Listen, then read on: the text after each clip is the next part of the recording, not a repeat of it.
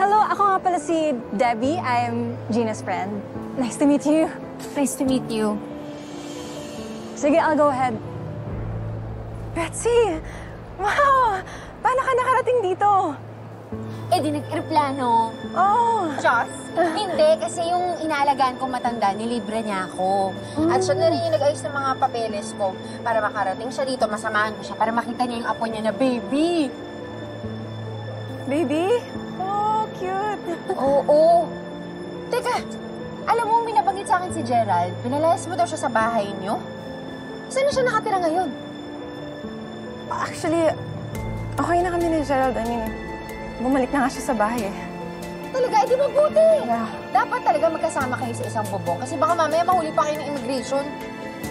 Teka, nasa bahay ba siya ngayon? Gina, nagpaalam na ako mag-deo.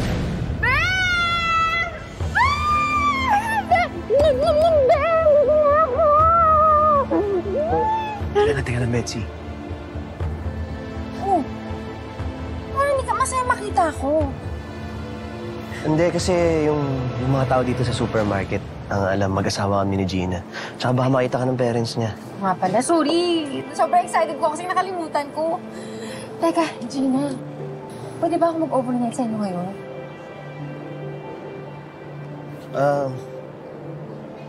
Paano ka nakarating dito?